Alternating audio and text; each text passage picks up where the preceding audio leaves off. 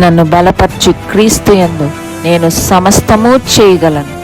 దేవుడు మన పక్షమునుండగా మనకి విరోధి ఎవడు? Amen, amen. ప్రైజ్ లార్డ్ మా, ప్రైజ్ లార్డ్. అందరికి ప్రైజ్ లార్డ్ అండి. Praise lord.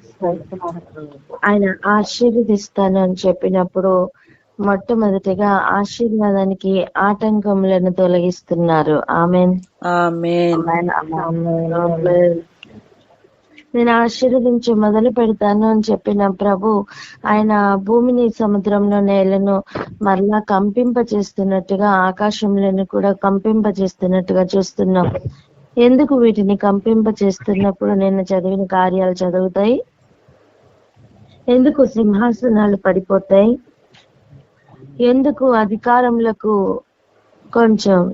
కొంచెం కాదు నాశనం జరుగుతుంది? అవి కింద పడడం, రథములు కింద పడడం, రథములు ఎక్కిన వారు కింద పడి ఒకరినొకరు పడుచుకోవడం. ఎందుకు ఇవన్నీ జరగాలి అంటే బ్లాక్ చేస్తున్నవారు వారే కనుక. ఇంకా అవి శరీరులు అని నేను అనలేను, ఎందుకంటే మనం పోరాడుతున్నది శరీరాలతో కాదు, దేశాధిపతి శక్తులు కావచ్చు, అవి ఏవైనా కావచ్చు. వాటన్నిటితోని పోరాడుతున్న ఒక దేవుడు ఉన్నారు. ఆ దేవుడి పేరు సైన్యములకు అధిపతి అయిన యెహోవా. నీకు వ్యతిరేకంగా ఒక దండు దిగినా సరే దాంతో పోరాడడానికి సైన్యములకు అధిపతి అయిన యెహోవా ముందు, వెనక, పక్కలు ఇంకా పూర్తిగా ఆవరించి ఆయనే యుద్ధం చేస్తూ యుద్ధములకు సంబంధించిన విజయాన్ని ఆపాదిస్తూ ఆశీర్వదింప మొదలు పెట్టారు. ఆమేన్, ఆమేన్. ఒక్కటే మనం చేయవలసింది ఏంటంటే, ఒకటి, నేను ఆయన ప్రజను, నేను ఆయన బిడ్డను అని గుర్తించి, ఎవరో చెప్పారని కాదు, నీకు నువ్వుగా ఆయనకి బిడ్డవై ఆయన కొరకే బ్రతికి అలా ఉన్నప్పుడు ఆయన ఈ కార్యాలను చేస్తారు. ఆమేన్, ఆమేన్. ఆమేన్. రోజు ఒక ప్రార్థన చేసుకుందాం. అయ్యా, నీకు ఇష్టంగా నేను బ్రతుకుతానయ్యా. చెప్దామా మాట? దేవా, మీకు ఇష్టముగానే మేము బ్రతుకుతాం ప్రభువా. హల్లెలూయా. ఎవరైనా ప్రార్థన అందుకోండి.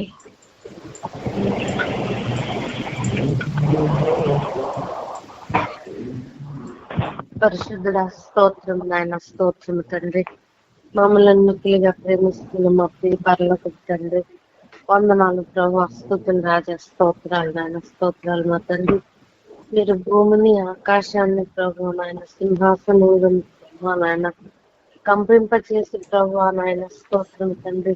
ఈ బిడ్డల పక్షముగా నాయన మీరు కార్యం నెరవేర్చి దేవుడే, సైన్యములకు అధిపతి అయినటువంటి యెహోవా ప్రభు నాయన ఉంటున్నప్పుడు ప్రభు నాయన, స్తోత్రం తండ్రి, స్తోత్రం రాజా, స్తోత్రం తండ్రి. ప్రభు నాయన మేము చేయవలసిన పని ప్రభు నాయన, మేము మీ బిడ్డలం అనేటటువంటి విషయాన్ని నాయన మేము గుర్తు పెట్టుకోవాలి, అట్టి రీతిగా జీవించాలి నాయన. స్తోత్రం తండ్రి. నాయన మీ బిడ్డలంగా నాయన మేము ప్రభు నాయన మమ్మల్ని చూచిన వారు ప్రభు నాయన మీ బిడ్డలంగా నాయన గుర్తెరిగేంత నాయన ప్రవర్తన ప్రభు నాయన మేము కలిగి ఉండాలి.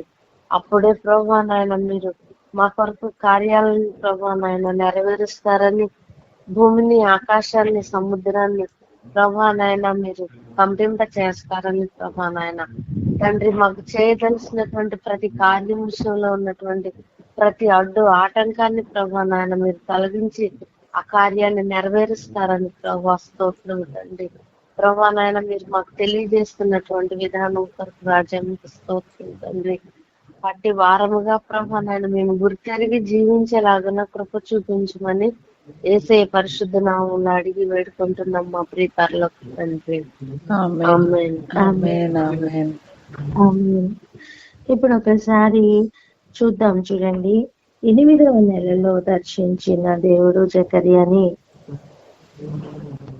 మరలా 11వ నెలలో దర్శిస్తున్నారు.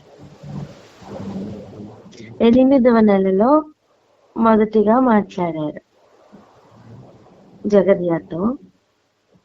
మరలా ఎప్పుడు దర్శిస్తున్నారండి? 11వ నెలలో. మధ్యలో 9వ నెలలో హగ్గయితో మాట్లాడినట్టుగా చూస్తున్నాం. హగ్గయితో ఏమైతే మాట్లాడారో దాని నెరవేర్పు ఇక 11వ నెల నుంచి చూస్తున్నాం. హల్లెలూయా. ఇక చూడండి, దేవుడు నేను చేస్తాను, నేను మొదలు పెట్టాను అని చెప్పుతున్న సమయం 9వ నెల. దాని కార్యాలు పూర్తిగా మనం ఇక నెక్స్ట్ చూస్తున్నాం. ఇద్దరితోనూ మాట్లాడుతున్న దేవుడు ఎంత ఎంత దర్శనాల రూపంగా ఎంతగానో ఆయన మాట్లాడుతున్నట్లుగా చూస్తున్నాము. ఇక వాటి విషయమే ఆలోచన చేద్దాం రండి. 11వ నెల కనిపించి 11వ నెల ఆయన మరలా దర్శనం ఇచ్చి ఏం మాట్లాడుతున్నారంటే గుర్రములను చూపిస్తున్నారు. రాత్రి ఎర్రని గుర్రం ఎక్కి మనుషులకు కనబడ్డారట. 8వ వచనం చూడండి, జకర్యా 1:8 నుంచి. అతడట లోయలో ఉన్న గొంజి చెట్లలో నిలవబడగా అతని వెనక ఎర్రని గుర్రములను, చుక్కలు చుక్కలు గల గుర్రములను, తెల్లని గుర్రములను కనబడ్డాయి. ఈ దర్శనాన్ని వివరిస్తున్నారు. అప్పుడు నా ఏలినవాడు, ఒకసారి చూడండి, యెహోవా వాక్కు ప్రవక్తకి ఎవరు తెచ్చినప్పుడు? దూత తీసుకొచ్చినట్టు. యెహోవా వాక్కు దూత తీసుకొని వచ్చినట్టు. అప్పుడు ఆ దూతని అడుగుతున్నాడు, ఇది ఏంటి, ఇది ఏమై ఉన్నది నాకు తెలియచేయమని అడుగుతున్నాడు. చాలా సార్లు మనం ఆయన వర్తమానం మనం అర్థం కానప్పుడు మనం దాన్ని అడిగినప్పుడు, ఇదిగో దేవుని యొద్ద నుండి వచ్చిన దూత అయితే వర్తమానంను మనకి క్లియర్ గా తేటగా చెప్తారు.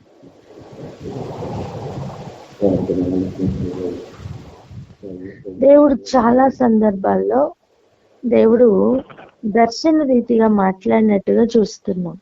చూడండి, పేతురుతో దేవుడు దుప్పటిని పంపించి దర్శన రీతిగా మాట్లాడలేదా?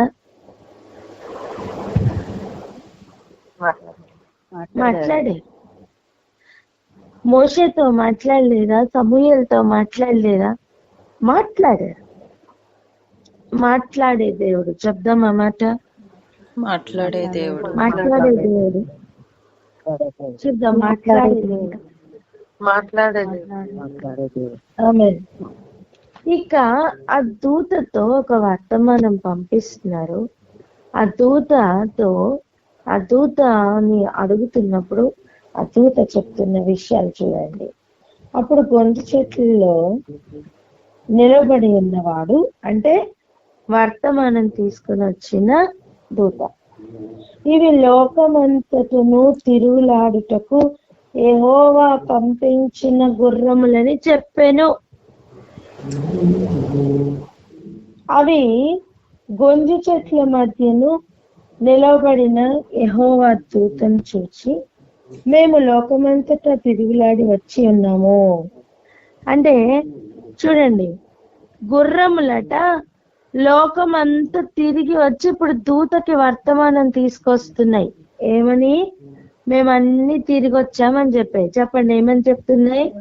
మేమంతా తిరిగి వచ్చాము. ఇక నేను ఒక ప్రశ్న అడగాలని ఆశపడుతున్నాను.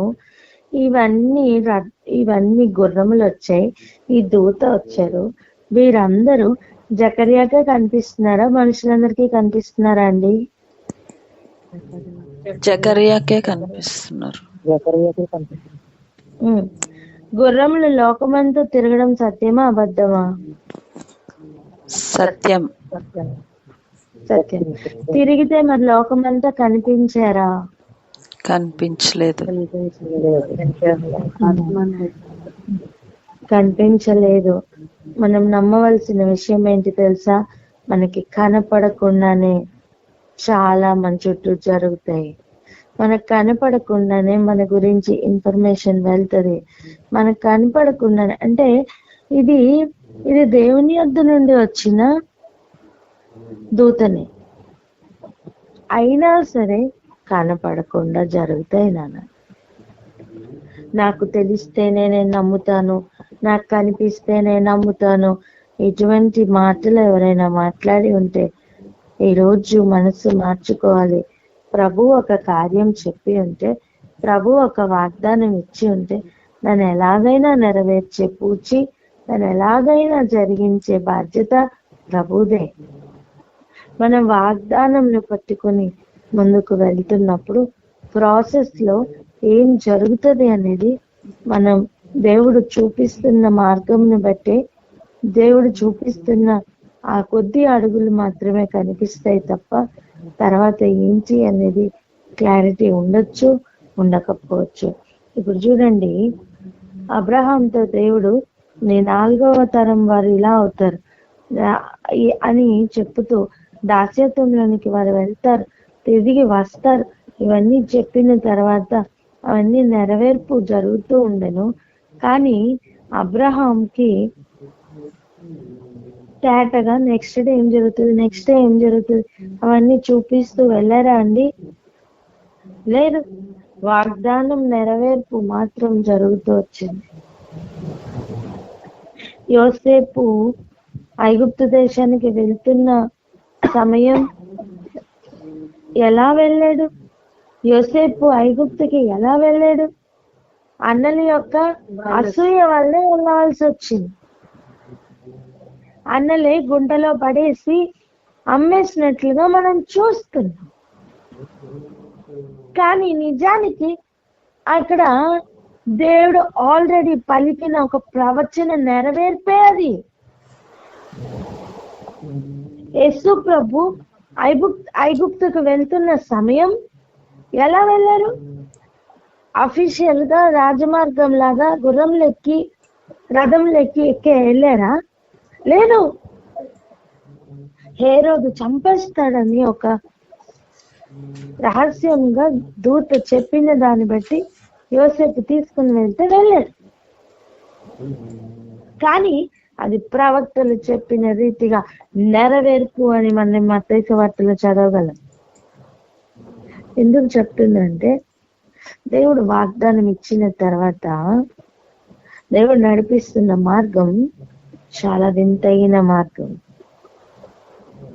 అన్నీ నాకు కనిపిస్తాయి, అన్నీ నాకు అర్థమైపోతాయి, అన్నీ నాకు, అంటే నా నేకెడ్ అయితే నేను చూస్తాను అనుకోవద్దండి. ఇదిగో జకర్యాకి కనిపించిన అదే దర్శనం ఆ బబులోను రాజ్యంలో ఉన్న ప్రతి బిడ్డకు కనపడలేదు. ప్రవక్తలకు దేవుడు కొన్ని స్పెషల్ గా చూపిస్తారు. ఆమేన్.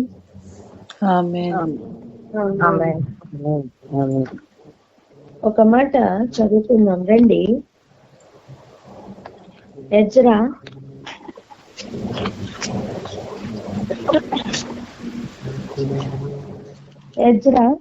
5వ అధ్యాయం మొదటి 2 వచనాలు చదువుదాం. ఎజ్రా 5వ అధ్యాయము 1-2 వచనాలు. ప్రవక్తలైన హగ్గయి, ఇద్దో కుమారుడైన జకర్యాయు, యోధా దేశమందును యెరూషలేము నందును ఉన్న యూదులకు ఇశ్రాయేలీల దేవుడైన యెహోవా నామమున ప్రకటింపగా, షయల్తీయేలు కుమారుడైన జెరుబ్బాబెలును, యెహోజాదాకు కుమారుడైన యేషూవయును లేచి యెరూషలేములో నుండి దేవుని మందిరమును కట్టువారందరూ కట్టనారంభించిరి. మరియు దేవుని యొక్క ప్రవక్తలు వారితో కూడా నుండి సహాయం చేయుచు వచ్చిరి. ఆమేన్. దేవుని యొక్క ప్రవక్తలు వారితో కూడా ఉండి ఏమి చేయొచ్చు వచ్చిరి? చెప్పండి. సహాయం చేయొచ్చు వచ్చిరి. పోరాటం లెవెల్ ఎక్కువ అవుతున్నప్పుడు దేవుడు అన్సీన్ గా కదులుతూ ఉన్నారు. అంటే కనిపించిన విధంగా కాదు, కనపడని విధంగా కదులుతూ ఉన్నారు. ఇప్పుడు గొంజి చెట్ల మధ్యలో మాట్లాడుతూ వచ్చిన ఆ గుర్రములు ఇప్పుడు ఎవరితో మాట్లాడుతున్నారు? జకర్యాతో మాట్లాడుతున్నారు. ఆ వర్తమానం తీసుకుని వచ్చి వీడు మాట్లాడుతూ ఉన్నప్పుడు ఒక్క సెంటెన్స్ లోనే రాశారు, ప్రవక్తలు సహాయం చేస్తూ వచ్చారని. నువ్వు మందిరం కట్టను ఆరంభిస్తే ప్రవక్తలు సహాయంగా నిలబడతారు. ఆమేన్. ఆమేన్. పలకండి ఆ మాట. నీవు మందిరం కట్టడానికి ఆరంభిస్తే ప్రవక్తలు సహాయానికి వస్తారు. ఇప్పుడు ఇలా చెప్పండి, నువ్వు మందిరంగా కట్టబడడం ప్రారంభిస్తే ప్రవక్తలు నీకు సహాయంగా నిలబడతారు. నీవు మందిరముగా కట్టడం ప్రారంభిస్తే ప్రవక్తలు నీకు సహాయంగా వస్తారు. ఆమేన్. ఆమేన్. ఆమేన్. ఎందుకంటే పోరాటం లెవెల్ మారిందండి. చెప్పండి. పోరాటం లెవెల్ మారింది. అప్పుడే అంతగా మారితే ఇప్పుడు మనం ఇంకా మారిందనే విషయాన్ని ప్రభు మనకి ఎన్నోసార్లు జ్ఞాపకం చేస్తూనే ఉన్నారు.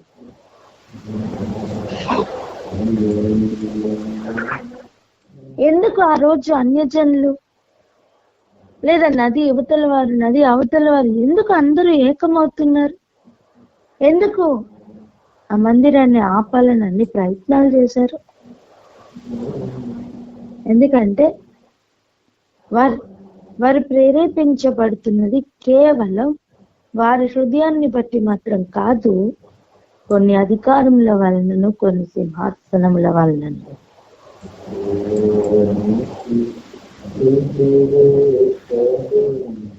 వాటన్నిటిని హ్యాండిల్ చేసే బాధ్యత దేవుడు తీసుకున్నారు. ఆమేన్.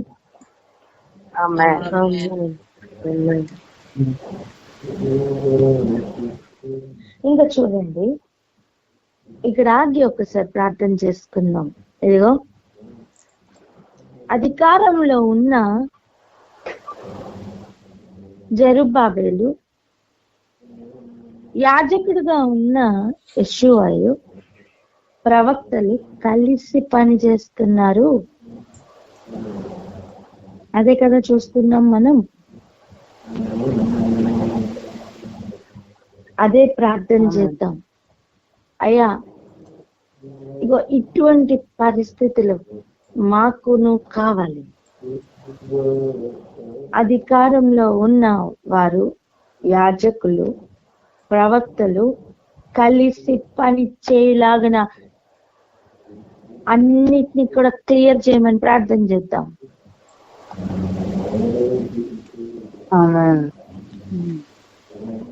ప్రార్థన అందుకోండి. పరిశుద్ధ రాజానికి స్తోత్రాలు ప్రభా.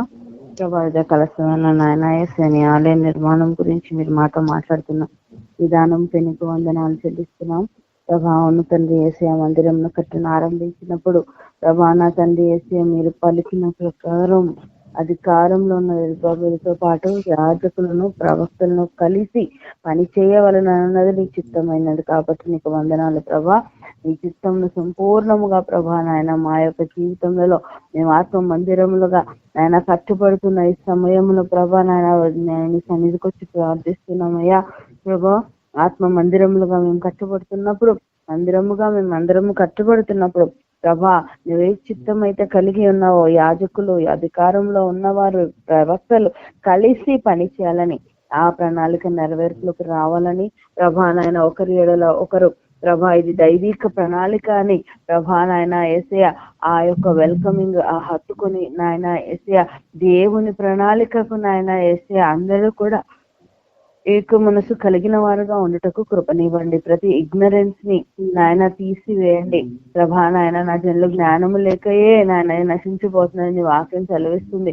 ఆత్మ మందిరముగా కట్టబడకుండా అపవాది తెచ్చిన ప్రతి విధమైన నాయన వేసి ఆలోచనల విధానంలో భేదములన్నింటినీ కొచ్చివేసి ప్రభా నీ వాక్యపు ప్రత్యక్షతలను ప్రతి ఒక్కరికి మీరు మెండుగా కలిగించి మాతో మాట్లాడి మమ్మల్ని నడిపించమని ప్రభైతను ముందుకు మమ్మల్ని నడిపిస్తుంది నీకు వందనాలు చెల్లిస్తూ ఆయన నీ ప్రణాళిక అయిన యాజకులు, ప్రవక్తలు ఆయన వేసి అధికారంలో ఉన్న రాజులు కలిసి పనిచేయట నెరవేర్పులోకి వచ్చినగా కానీ ప్రార్థిస్తూ కొద్ది ప్రార్థన చేస్తున్నావు నడిపించి విన్నాం తండ్రి. ఆమేన్. ఆమేన్. ఇప్పుడు చూడండి, ఈ జకర్యా దగ్గరికి వచ్చిన దూత ఎలా వచ్చారు? దూత అంటే ఆ దూత వెనక గుర్రములు ఉన్నాయి. ఆ గుర్రములు ఏం చేస్తున్నాయి? అన్ని గొంజి చెట్ల దగ్గరికి వెళ్ళి లోకమంతటా తిరిగి వచ్చి గొంజి చెట్ల మధ్యలో నించున్నట్లుగా చూస్తున్నాం. ఇప్పుడు అవి తెచ్చిన రిపోర్ట్ ని గురించి ఈ దూత మాట్లాడుతున్నారు. చూద్దాం 11వ వచనం చూడండి. మేము లోకమంతటా తిరుగులాడి వచ్చి ఉన్నాము, ఇదిగో లోకులందరూ శాంతము కలిగి నిమ్మలముగా ఉన్నారని చెప్పెను. ఆ మాటను బట్టి దూత, యెహోవా దూత సైన్యములకు అధిపతి అయిన యెహోవాతో మాట్లాడుతున్నారు. ఇదంతా ఎవరి మధ్య, ఎవరి ఎదురుగుండా జరుగుతుంది? జకర్యా జరుగుతుంది. ఇప్పుడు అక్కడ ఎవరెవరిని మనం చూస్తున్నాము ఆలోచించండి. జకర్యా చూస్తున్నారు, జకర్యా ఎదురుగుండా దూత ఉన్నాడు, దూతతో వచ్చిన గుర్రములు ఉన్నాయి, అక్కడ గొంజి చెట్లు ఉన్నాయి, అవి లోకమంతటా తిరిగి వచ్చాయి. ఇప్పుడు వర్తమానం తీసుకొచ్చిన దూత యెహోవాతో మాట్లాడడం జకర్యా చూస్తున్నాడు. ఏమని మాట్లాడుతున్నాడు యెహోవా దూత? చూడండి, సైన్యములకు అధిపతి యెహోవా 70 సంవత్సరముల నుండి నీవు యెరూషలేము మీదను యూదా పట్టణముల మీదను కోపించి ఉన్నావే, ఇక ఎన్నాళ్ళు కనికరింపకయుందు అని మనవి చేయగా. ఇప్పుడు జ్ఞాపకం చేసుకోండి, 70 సంవత్సరాలు ఇర్మియా ద్వారా దేవుడు పలికిన ప్రవచనం నెరవేరుస్తున్న సమయం. ఇంకా 70 సంవత్సరాలు నెరవేర్పు, ముగింపు యొక్క నెరవేర్పును మొదటగా గమనించి ప్రార్థించిన దానియేలు కూడా ఉన్నారు. దానియేలు ఇవన్నీ ఎక్కడ ఉన్నాడు? బబులోనులో అధికార స్థానంలోనే ఉన్నాడు. తాను ప్రార్థించినది దేవుడు ఆ మొర్రను విన్నారండి. ఏమంటున్నా అంటే, ఒకసారి దానియేలు 9వ అధ్యాయం తీసి మొదటి వచనం చదవండి. దానియేలు 9వ అధ్యాయము. మీరు మాట్లాడుతున్న వ్యక్తి మీ కాల్ ని హోల్డ్ లో ఉంచారు, దయచేసి లైన్ లో వేచి ఉండండి. The person you are speaking with. మాదీయుడగు అహశ్వరేషు యొక్క కుమారుడైన దర్యావేషు కల్దీల పైన రాజాయను. అతని ఏలుబడిలో మొదటి సంవత్సరమందు దానియేలును నేను యెహోవా తన ప్రవక్త యిర్మీయాకు సెలవిచ్చి తెలియజేసినట్టు యెరూషలేము పాడుగా ఉండవలసిన 70 సంవత్సరాలు పూర్తి అవుచున్నవని గ్రంథముల వలన గ్రహించితిని. చాలండి, చాలక. ఇప్పుడు చూడండి, దర్యావేషు ఏలుబడిలోనికి వచ్చిన మొదటి సంవత్సరమే ఎప్పుడు ఇర్మియా ద్వారా దేవుడు పలికారు. ఇర్మియా ద్వారా పలికిన ప్రవచనం 70 సంవత్సరాల క్రితమే పలికిన ప్రవచనం నెరవేర్పులోనికి వస్తుందని గ్రహింపు దేవుడు దర్యావేషు మొదటి సంవత్సరంలోనే దానియేలుకి ఇచ్చారు. అప్పుడే దానియేలు ప్రార్థించడానికి అంటే ముందు నుంచి ప్రార్థిస్తున్నారు, కానీ 70 సంవత్సరాల ముగింపు ప్రార్థన దానియేలు చేస్తున్నారు. కానీ రెండవ సంవత్సరంలో మరలా యెహోవా దూత ప్రజల పక్షాన లేదా ఇశ్రాయేలీలు యూదుల పక్షాన యెహోవా దూత ఇప్పుడు యెహోవాకు మొరపెడుతున్నట్టుగా చూస్తున్నాం. ఎట్లా అడుగుతున్నారు చూడండి. అదే 70 సంవత్సరముల నుండి నువ్వు కోపించి ఉన్నావే, ఇక ఎన్నాళ్ళు కనికరింపక ఉంటావు అని. ఇంకా చూడండి 13. యెహోవా నాతో మాట్లాడిన దూతకు ఆదరణ అయిన మధుర వచనములతో ఉత్తరం ఇచ్చెను. ఆమేన్. ఆమేన్. ఆమేన్. ఆమేన్. అంటే జకరియా దగ్గరికి వచ్చిన దూత దేవునితో ఒక కనెక్షన్ లో ఉన్న దూత, వెళ్ళి అడిగి రాలా, జకరియా ఎదురుగుండానే అడుగుతున్నట్లుగా మనం చూస్తున్నాం. హల్లెలూయా. ఆయన ఒకసారి వాగ్దానం ఇచ్చి ఉంటే దాన్ని నెరవేర్చడానికి దేవుడు ఎంతగా దేవుడు ఒక్కొక్కరిని వాడుకుంటున్నారో చూడండి. కోపించిన దేవుడు శాంతించడానికి రెడీగానే ఉన్నట్టుగా కనబడట్లేదా? ఒక్కటే మొరపెట్టువారు ఆయనకి కావాలి, ఒక్కటే ఆశ్రయించేవారు ఆయనకి కావాలి, ఒక్కటే ఆయన ప్రజలు అని నిర్ణయించుకున్నవారు ఆయనకి కావాలి.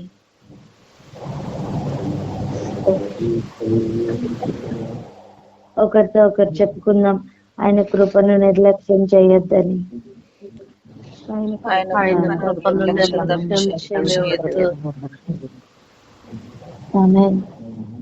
ఏమని మధుర వచనాలు పలికారట అది చూద్దాం.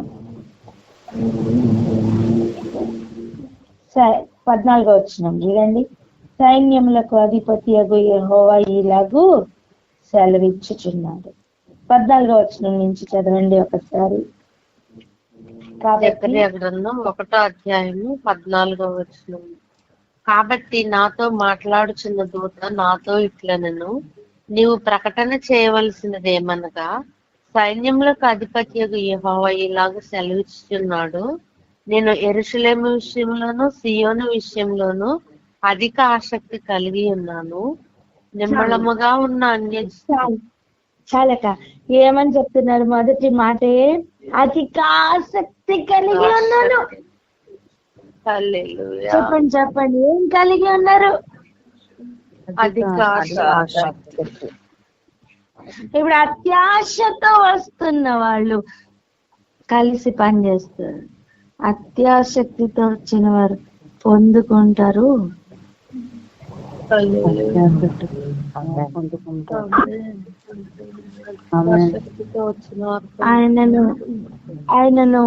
ఆయనను కోపం తెప్పించిన కాలం చాలు, ఆయనని శాంతపరిచే కాలం. హల్లెలూయా.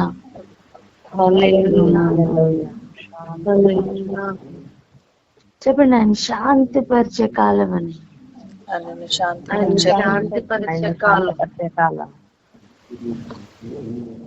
ఎలా ఆయన్ని శాంతిపరచాలి అని మనకి స్టెప్ వైజ్ దేవుడు మనకి ఒక ఫ్లో చార్ట్ ఇచ్చారు, గుర్తుందా?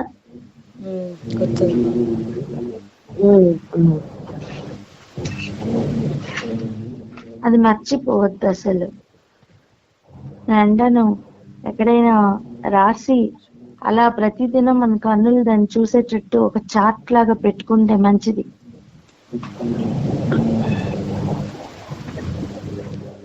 ఆ ఫ్లో చార్ట్ ని ఒక చార్ట్ లాగా రాసి ఎక్కడైనా కనిపించేటట్టు పెట్టుకుంటే మంచిది. ఎన్ని పాయింట్స్ ఉన్నాయి? 11 లెక్క పెట్టి చెప్పండి, ఎన్ని పాయింట్స్ ఉన్నాయి? అవి 14 పాయింట్స్ వచ్చాక సో ఆ 14 కూడా ఒక ఫ్లో చార్ట్ లాగా రాసుకొని పెట్టుకొని మనం వాటిని ఎప్పుడు చూడడం మంచిదండి. మన గమ్యం ఏంటి అని మనకు గుర్తొస్తూ ఉంటుంది. ఒకటే దాంట్లో దేవుణ్ణి శాంతిపరచాలి, యెహోవాను శాంతిపరచాలి అని. ఆ ప్రయాణంలో దేవుడు ఎన్ని కార్యాలు చేస్తారంటే ఆయన్ని శాంతిపరిచే ప్రయాణంలోనే దానియేలు ప్రార్థన ప్రారంభించాడు.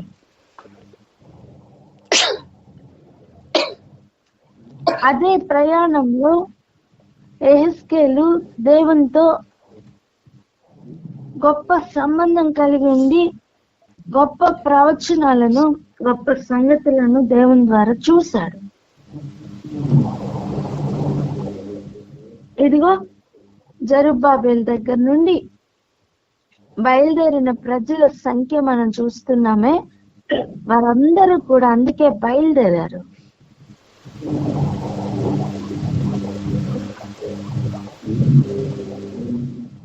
ఇప్పుడు ప్రవక్తలైన వారితో దేవుడు తోడుగా ఉండి నడిపిస్తున్నారు. అదృశ్యంగా ఉన్న దూతలు కూడా సహాయంగా వచ్చారు. యెహోవా దూత ప్రజల పక్షాన మొర పెడుతున్నారు.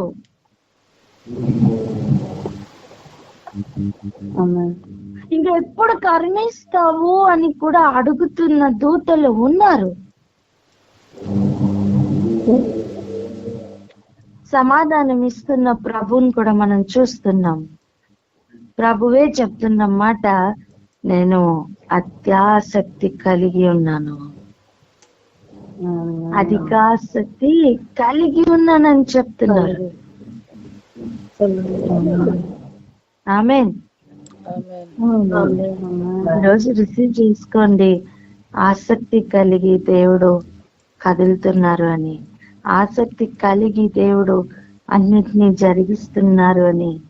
చాలా మంది దేవుడు చూడట్లేదా అనే ప్రశ్న ఉన్న వారికి ఈరోజు దేవుడు ఇస్తున్న సమాధానం, ఆయన ఆసక్తి కలిగి ఉన్నారు.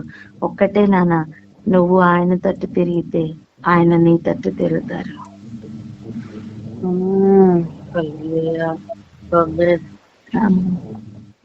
ప్రార్థన చేసుకుందాం.